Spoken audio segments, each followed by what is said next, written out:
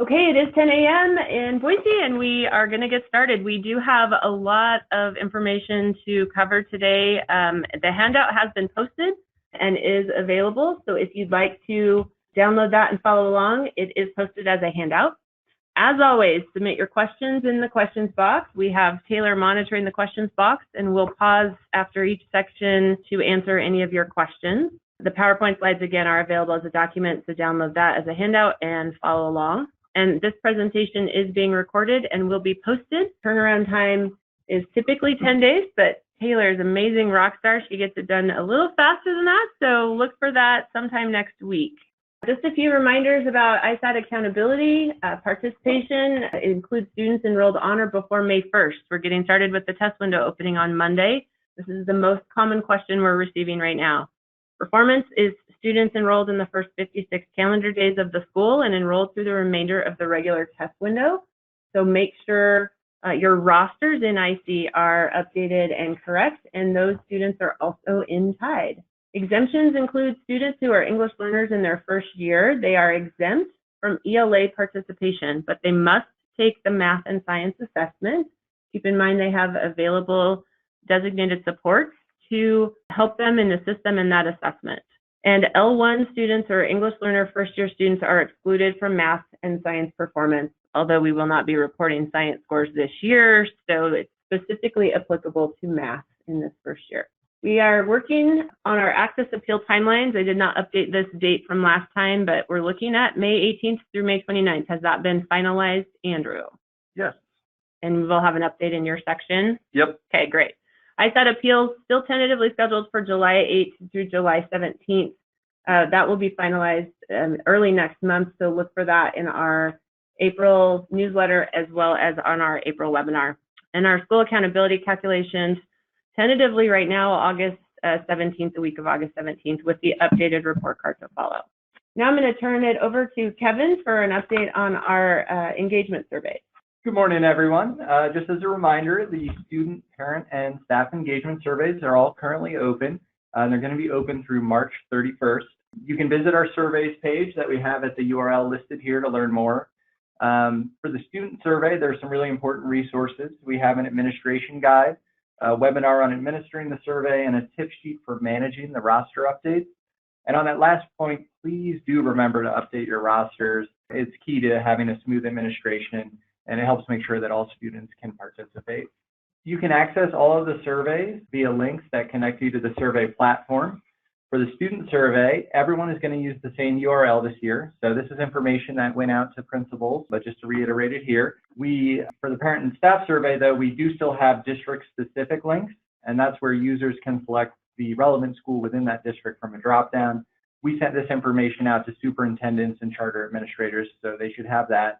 And it's a local decision how you want to distribute and manage those surveys to maximize the participation. And thank you all for all the work you've done so far to have students, parent, and staff respond to these surveys. Don't have any questions currently about our surveys, so we'll move on with an update from our NAEP coordinator, Dr. Paul Kleiner. Hey everybody, the assessment newsletters have had a series of interesting NAEP results for Idaho for the past 4 editions. What do you guys think? Let me know if you were happy to see some results and would like something like it to continue in the future. It was fun making them, so send them out. Next year, NAEP is going through another major redesign. Students will be taking 2 different versions of the test, either 2 blocks like they have historically or 3 blocks at once. Previously, a 2-block design meant they took 2 math sections or 2 reading sections. Now they will take 3 blocks.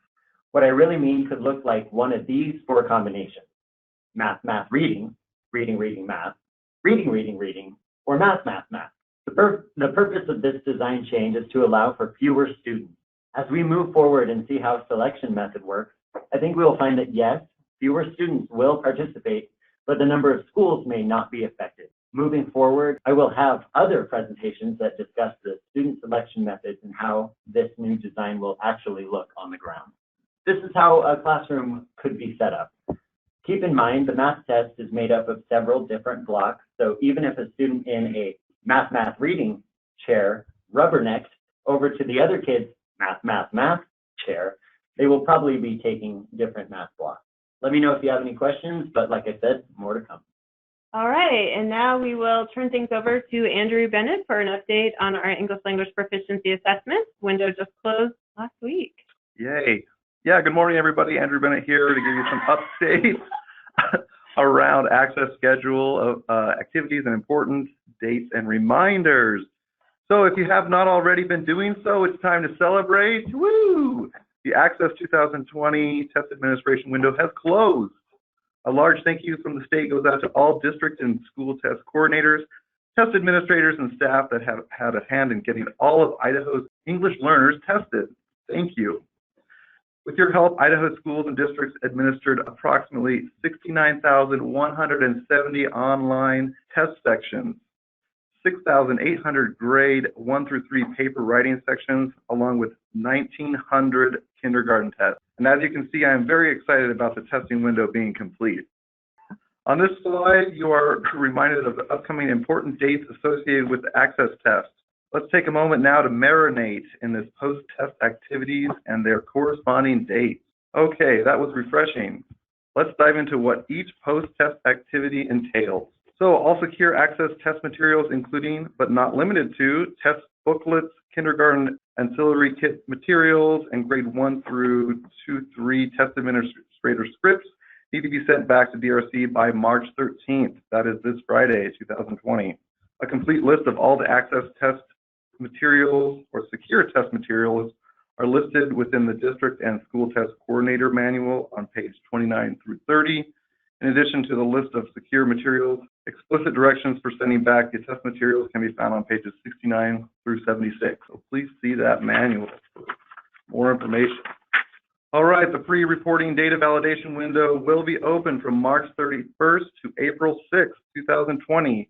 It is imperative that districts use the pre-reporting data validation window to identify, modify, and correct any possible errors in student demographic accommodation and or test result information prior to the state analysis. An example of the corrections that a district may perform are misspelling of a student's name, a correction of EDU ID, or the combination of duplicate student records. So please mark your calendars. All right, district test coordinators will have the data validation permission set, which allows them to perform the validation analysis once the window opens in the WIDA AMS system at the end of the month. District test coordinators may also give the permission set to other school personnel within the WIDA AMS system to perform this task if need be. The data validation tab can be found under the student management heading within WIDA AMS. If you have been tasked with completing this project and don't see the data validation tab, you do not have the permission set and will need to request this from the district test coordinator. For more information on how to perform data validation, you may access the data validation WIDA webinar, which was given on March 4th, or by referring to the WIDA AMS data validation user guide supplement found within the WIDA secure portal. It's a handy manual. For all of you who are wondering when the access test results are coming out, we have the answers. Digital access reports will be available online 1 week before the printed reports are delivered to the districts and schools. Districts and school test coordinators will be able to access these reports online through the WIDA AMS portal on May 13th. Physical reports will be mailed to the districts on May 20th. So be on the lookout. Okay, if at any time you have questions regarding specific access procedures or protocols, your first plan of attack should be to refer to the Test Administration Manual, District and Test Coordinator Manual, or the WIDA AMS User Guide. To quickly search throughout the plethora of information found in these manuals, use the Control F command to enter in a keyword. This will expedite your search. All right, if you have any unique questions or would like to talk with an individual over the phone, you have a couple of options. I am always happy to assist and troubleshoot with anyone who has questions about the ELPA test, identification, or access reports.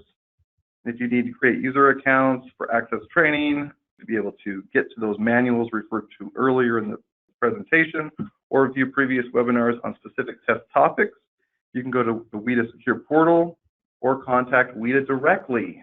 And if you have questions about WIDA AMS system or are having technology issues, call the Data Recognition Corporation.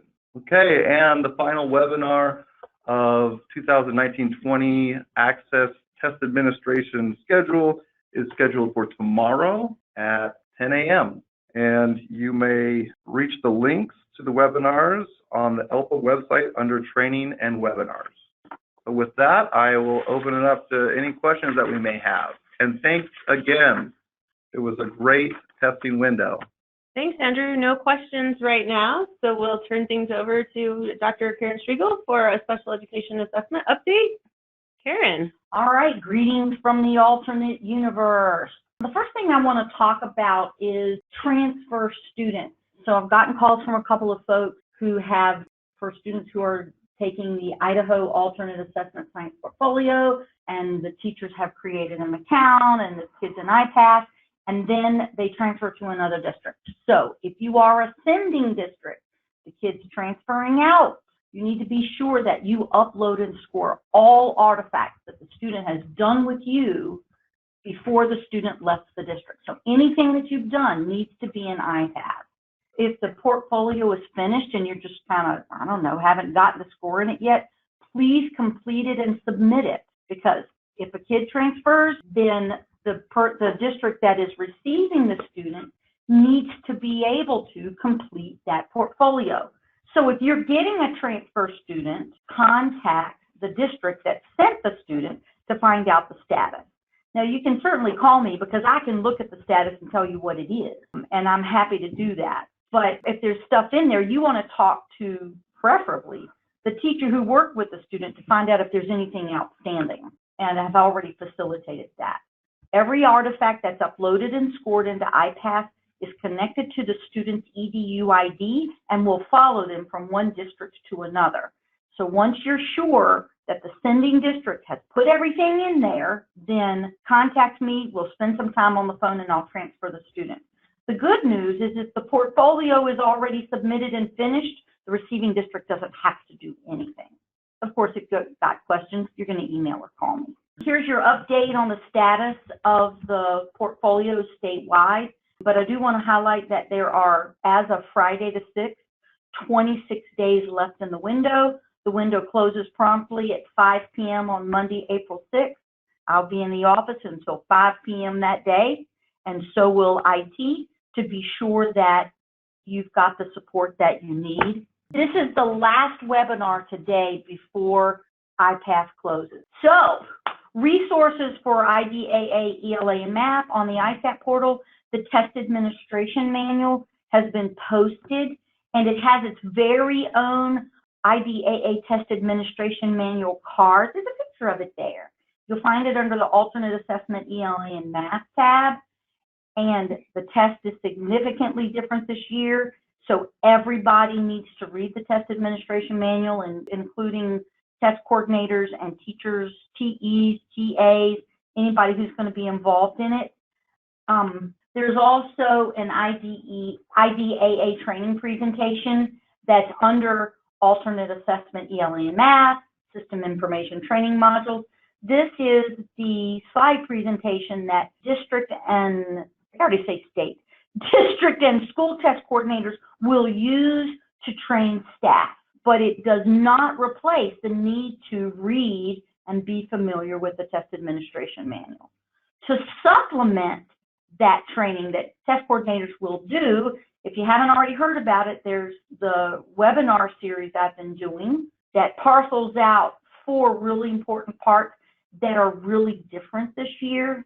You know, hopefully some of you guys, there's the flyer. And you know the best laid plans by mice and men. So we had our first webinar March the 5th, and we had technical difficulties. We had 90-some people register, and Zoom went down. So we started 20 minutes late, and only 34 people stayed. Yay to those who did! But the webinar was recorded. It's on the Idaho Training Clearinghouse. If you need the link to that, then email me. Then, of course, after we talked about the LCI on the 5th, the Learner Characteristics Inventory, I learned about the way that it looks and behaves in the data entry interface. So there's a few slides for Thursday's webinar that concentrates on human voice recordings about the LCI. So you can register for these on the Idaho Training Clearinghouse. You register for each one separately. I hope you can join us on Thursday. reminders of what's got to happen before a student can actually see a test. The learner characteristics inventory has to be completed. And if a teacher goes to complete the LCI and they don't find it, it's because the alternate assessment tab hasn't been coded inside. So that's the big deal. You only have to do it once for the student. Read, become good friends with the test administration manual. Appendix E of the test administration manual has the test administration script. Those of you who have been administering and been involved with the alternate assessments for many years, the directions for test administration are gone. Train and get trained, the TA certification course, the IDAA training presentation that I've mentioned in the ISAT portal, the optional webinars. So the script, here's a screenshot of part of the script that is Appendix E, completely new this year. It replaces the directions for test administration manual. And so it's not as extensive because you're not reading test items. What you're doing is you're preparing the student to take the test, you're supporting to take the test.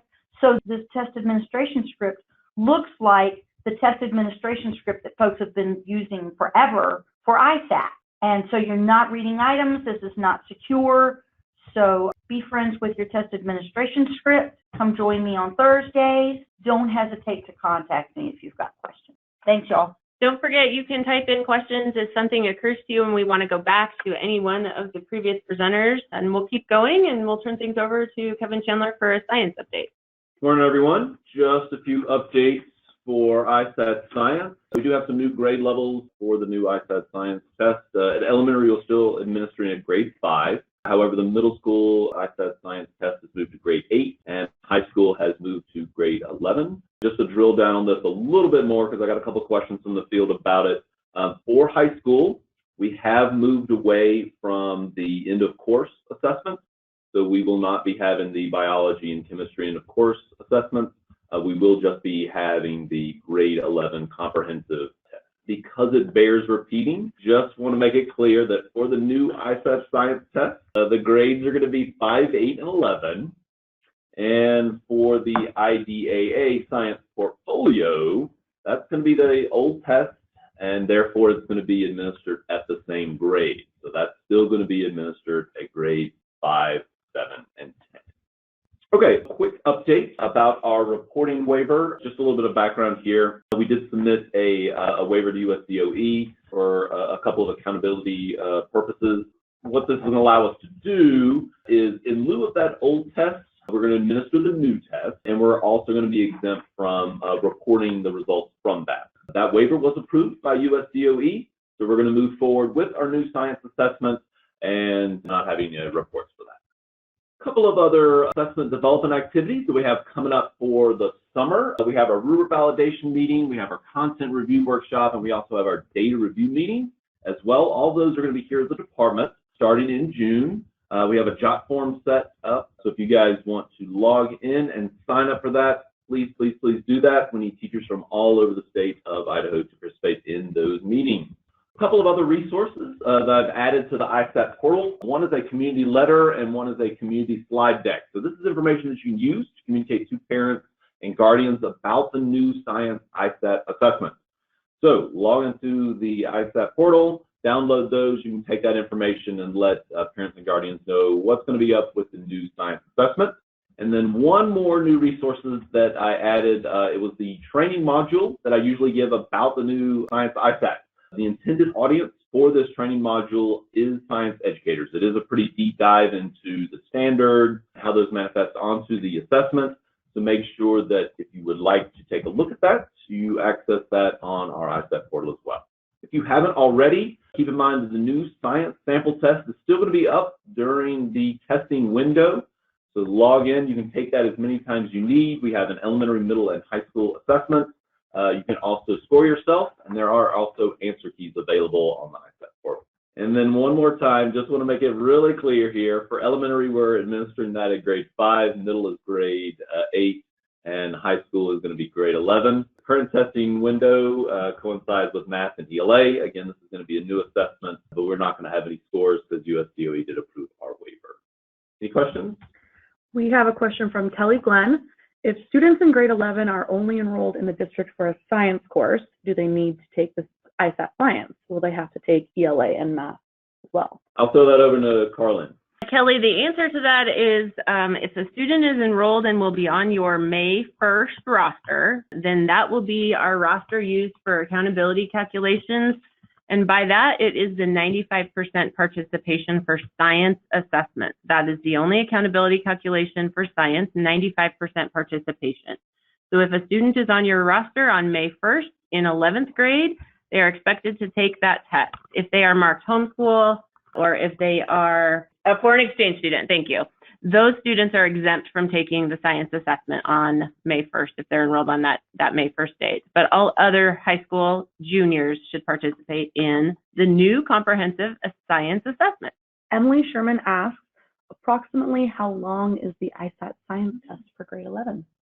For grade 11, we have estimates for how long a typical high school student would take that. I believe a typical high school student will get through that in about an hour to an hour and a half. All right, and now an ISAT system update. All right, so just a couple updates for ISAT. Testing window opens up on Monday. For ELA and mathematics, hard grades are 3 through 8 and 10. To prepare for ISAT testing, we do have our summative TAM up on the ISAT portal. Make sure you have downloaded that and have that for reference. We also are uploading a couple of online modules as well, ORS, TDS, etc. Testing coordinators can download that, and you can, of course, customize that for your staff training. I mentioned this last time, but we also have an accessibility and accommodations folder on the ISAT portal. Within that particular portal, we have the UOG, or the Usability, Accessibility, and Accommodations Guidelines. Make sure you're reviewing that prior to the testing window so you're up to date on all the tools and supports and accommodations that we have available for ISAT testing. We have a couple of questions about the text-to-speech and the type settings for that in our system. So just wanted to make it really clear about how to set up that in Tide.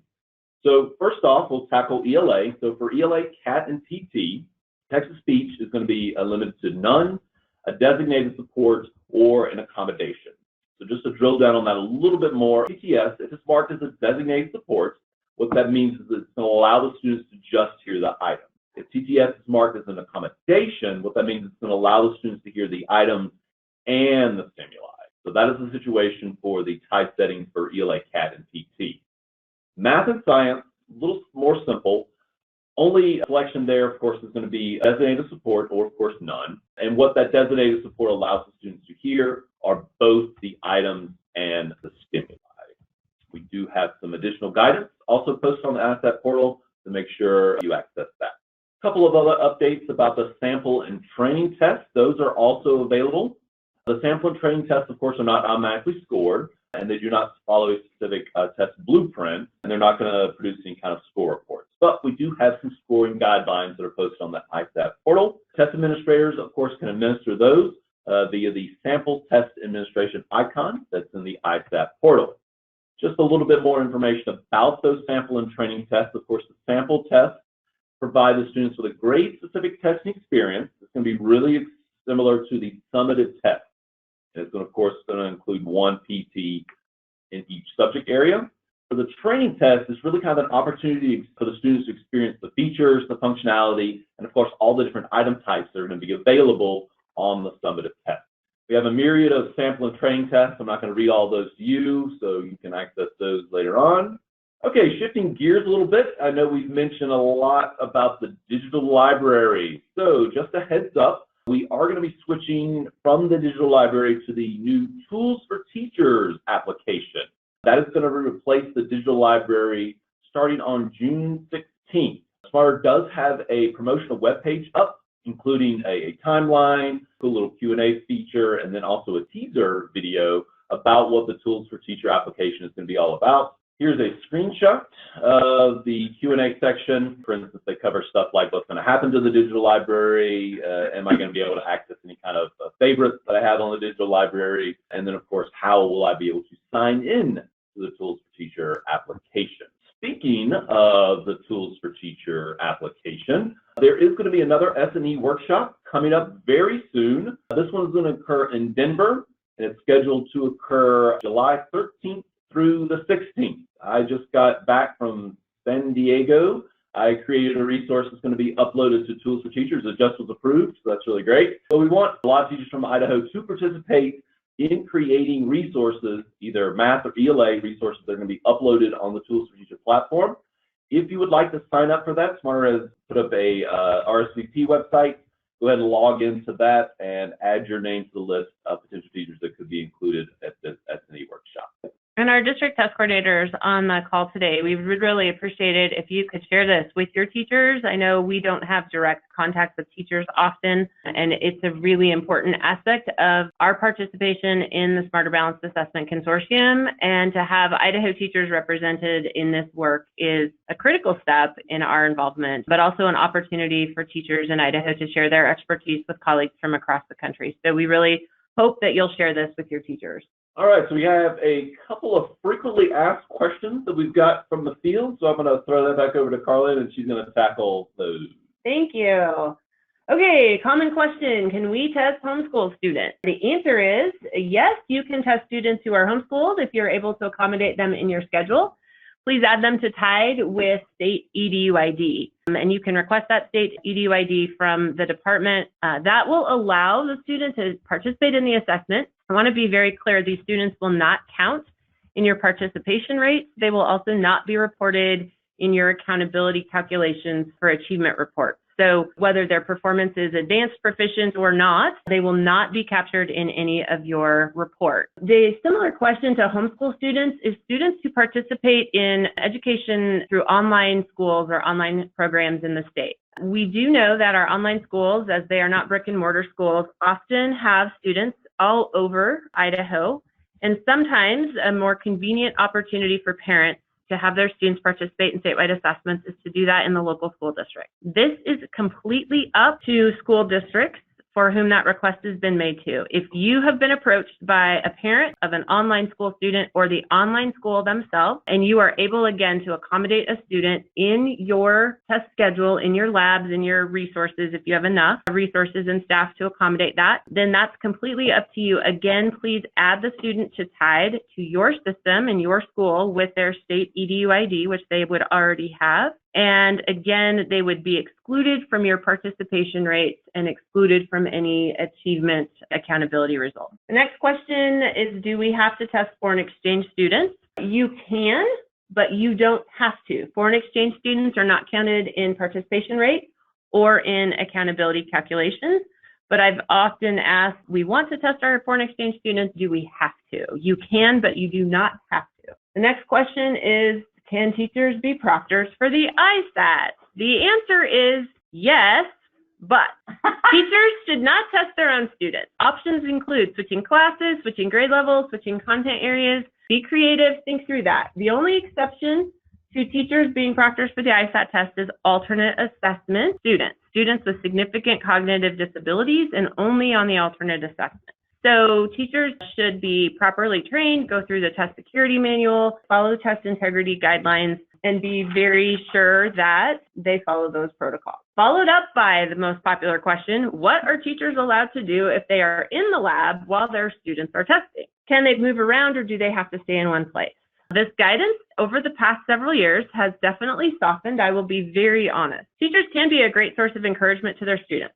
Wander around, but don't copy test questions, don't answer students' questions, and don't discuss assessment content in the hallways or in your classroom. Now, if this is the state's guidance, this is completely up to local districts. If you prefer your teachers not be in their classroom when their own students are testing, that's up to you.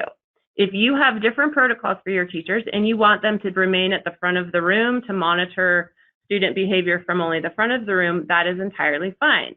But I want to remind teachers, we trust our teachers to be ethical and responsible with secure assessment material. So as teachers move around, if that is the way that in which they might participate, there is another adult in the room, the proctor. That is the person students should be engaging with, asking and answering questions with. So teachers are really there as a support to their students and to manage classroom behavior should that become an issue. All right, our next favorite question, who counts in our participation rate? We talked about this at the beginning, but just another reminder, students who are enrolled on or before May 1st and remain enrolled through May 15th. Who counts in our accountability calculations? This is students who are enrolled in the first 56 calendar days of your school year. That is a locally determined first school date, and we calculate that for every single school in the state uniquely. And the final question, what if students are sick? Can we excuse them from testing? The answer is a student must be absent for the duration of the test window, all 8 weeks, due to a medical condition that prohibits their participation in the assessment. This comes right out of IDAPA Rule 0802031112. So if you have students who are sick, maybe homebound instruction, but cannot come to school, that would not provide a secure test environment for the student to participate in a statewide assessment, you can submit the evidence necessary during the appeals window. All right, we'll turn now to the rest of the ISAT questions. So Taylor, what do we have? Kelly Glenn asks, will AVA still be open during the summative assessment? AVA, the assessment viewing application, will remain open during the summative assessment window. But while we're here, let's remind everyone that the interim assessment window will close on Friday. That had been extended due to a technical issue earlier in the week. Remind your teachers now they cannot accidentally administer interim assessments next week. Once the test window opens on Monday, they will be in the real thing and it will count. So please remind your teachers, no more interims after Friday.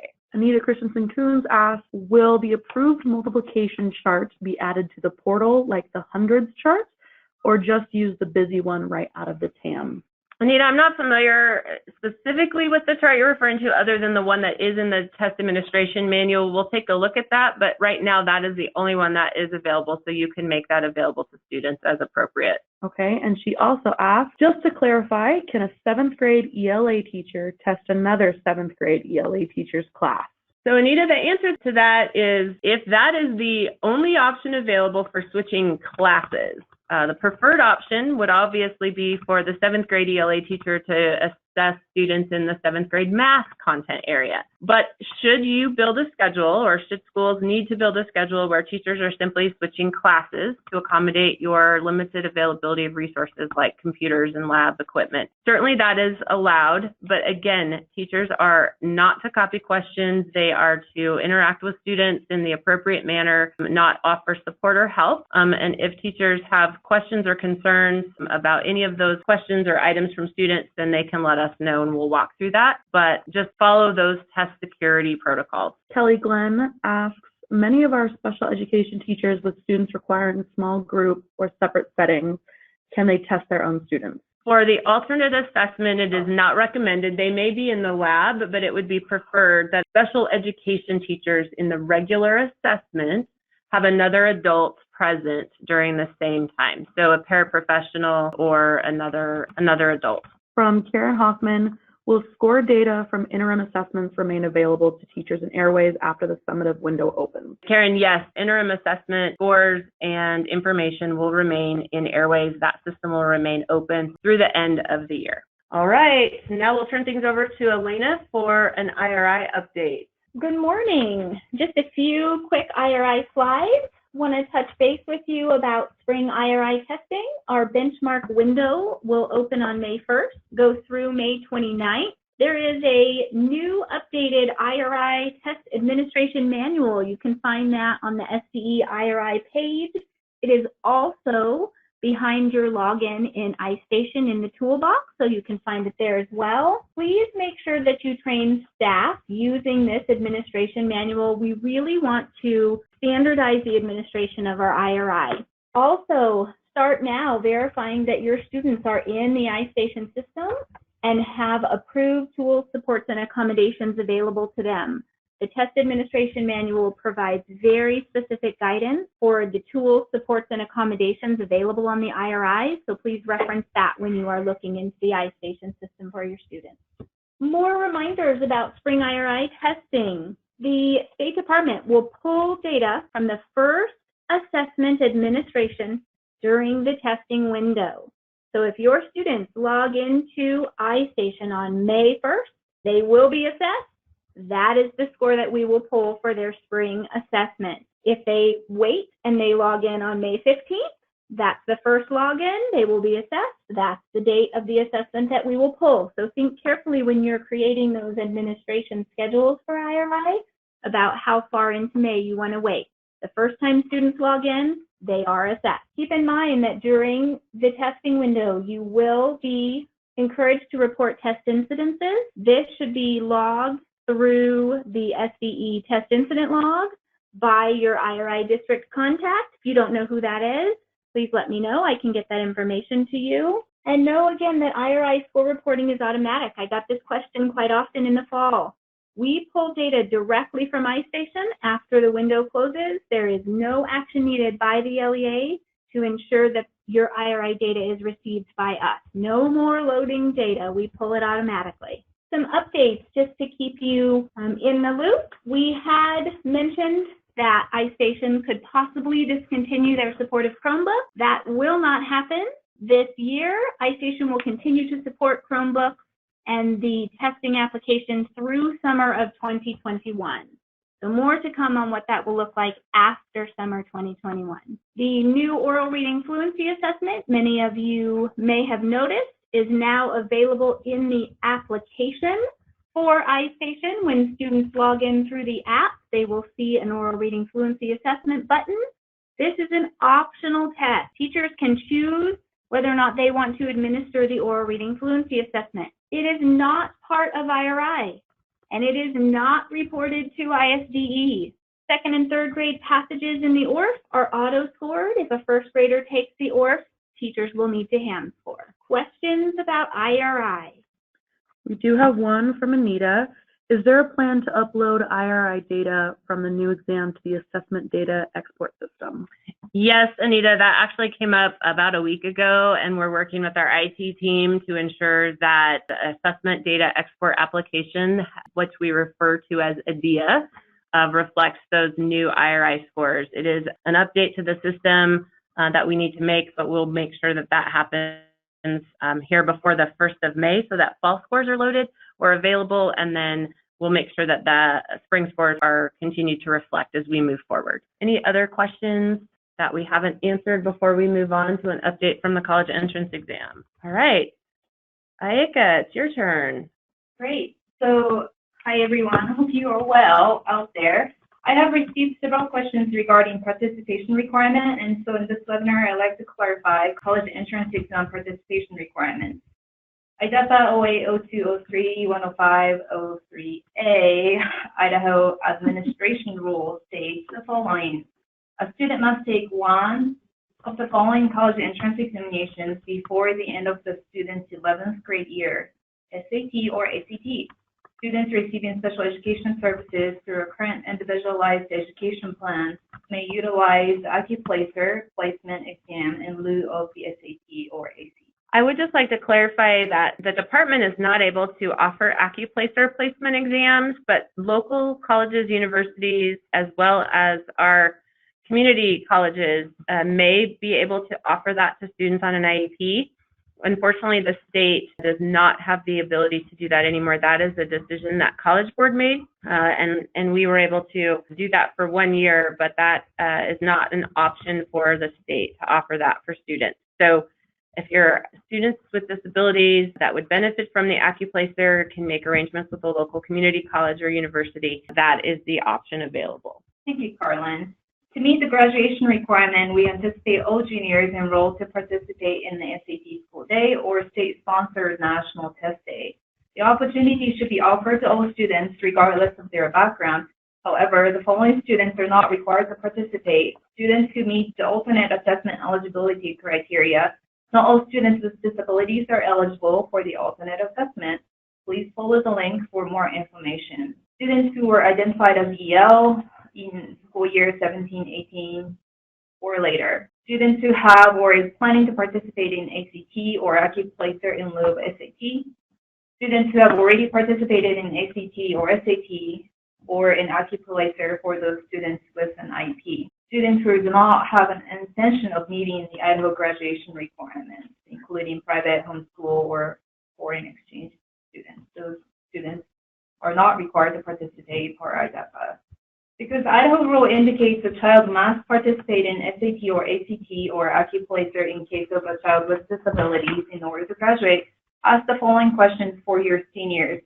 Has your senior participated in SAT School Day or SDE-sponsored ACCUPLACER or ACT National Test Day? And as Carlin stated, ACCUPLACER was offered in the past, so this applies to seniors. And has your senior transferred from another state for the school year 1920? Has your senior met the SAT participation exemption as we discussed in the previous slide? So if you answer no to all of these questions, the student should participate in the SAT School Day or SDE-sponsored National Test Day to fulfill the graduation requirement. If you did not bulk register the student, you can register the student on the test day and use the extra testing material the College Board sends to you to test the student. The College Board sends you 10% overage to cover any changes in the enrollment, so it should be fine, but if you think you need more testing materials, please let us know. I'd also like to clarify, and then it has been clarified for ISAT already, but it's the same for SAT. Participation in SAT School Day is optional for private and homeschool students because they are not required to meet the state graduation requirement. If a parent comes to your school just to have the child participate in SAT, the school may accommodate the student. The student has to have an EDU-ID to participate in the SAT because of the data processing purposes.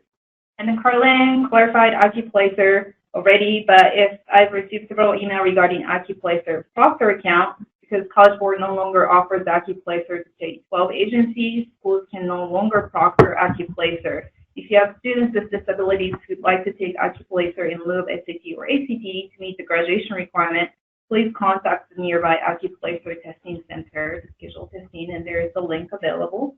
Coordinator Planning Kit. We've received Coordinator Planning Kit. If you haven't, please contact the College Board. I received one, and there's a picture of my Coordinator Planning Kit. And they were delivered to schools last week, Ayaka, so Yes, make sure they've been received. Can student opt out of the essay portion for which they have registered? And the answer is yes. If your students no longer want to participate in the essay portion of the test for which they have registered, they don't have to sit through it. The student simply completes the multiple choice portion of the test and get no score for the essay. The SAT coordinator should return the unused essay booklet by following the regular return protocol. And also, I've received several questions regarding school year 2021 schedules. And if you are already started planning for the next school year, see the proposed TSAT and SAT dates on the slide. Already planning ahead. We like that. And in mid-March, you will receive free ID labels and free admin materials in mail. We will also deliver SAT online test day training, fee waiver program information, as well as free admin webinar. Lastly, here are the upcoming deadlines and events.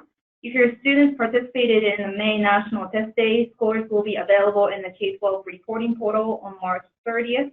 Please do not forget to have your students register for the May National by April 3rd if you provide a voucher to your students. We do have a few questions. Anita asks, is there a plan to add SAT scores into the assessment data export system? Scores haven't been added since the test changed. We are currently working on that right now with our IT team, and Kevin and Ike are working on getting that updated. So look for those very soon. We'll post an announcement in our newsletter when those are available. Okay.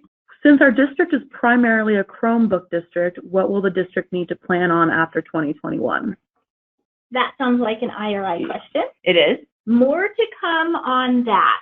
iStation is working directly with Google to find out how to move forward to continue the use of the app on the Chromebook. So watch as we get closer to next fall and next school year, watch for updates in the newsletter and the webinars. Okay. We have another ISAT question from Emily Sherman. Do seniors have to have taken ISAT, ELA, and math and science to graduate? Emily, no. The only requirements for students' participation in ISAT is in the associated year to which they would have been assessed. So seniors this year should have taken their ISAT test 2 years ago. That would have been 2018. They were identified as part of the roster at that time and already captured in any accountability and reporting calculations. So they do not need to take the test this year. Seniors who did not take the science assessment as an end of course test in biology or chemistry are also, we'll say, off the hook this year. Lucky them. But keep in mind, sophomores should be taking ELA and math, and juniors should be taking science this year, and that is where accountability for participation and performance will lie. Any other questions before we do a few reminders? Okay, we'll stay on for another couple minutes. It has been, I think, our longest webinar to date for the year, but lots of information as we gear up for the beginning of the test window on Monday. Just a reminder, interim assessments are open until Friday. Please, please, please, I cannot implore you enough, remind your teachers that should they log into the system on Monday and administer an assessment, it will be the real thing, the end of your summative test, and it does count for students. So if they are planning to do interim assessments, remind them now that they should do that before Friday. Our next webinar is scheduled for 10 a.m. Mountain Time, April 8th. I'm sure we'll be returning from spring break, and most of you, many of you, if not all of you, will be starting your testing windows, and more questions may be coming our way at that time. We'll continue to update that. Our newsletter will have current updated information as well, so please check that out. You can register for the upcoming webinar if you haven't already at the link here. And we'll check one more time for any final questions, but it doesn't appear that we have any. So we'll let you all return to your school day and enjoy the rest of your week. As always, if you have any questions as we conclude today, please do not hesitate to reach out to all of us, any of us, send your questions in, and we are more than happy to answer them and post frequently asked question updates as we go. Thanks everybody for joining us. Enjoy your afternoon.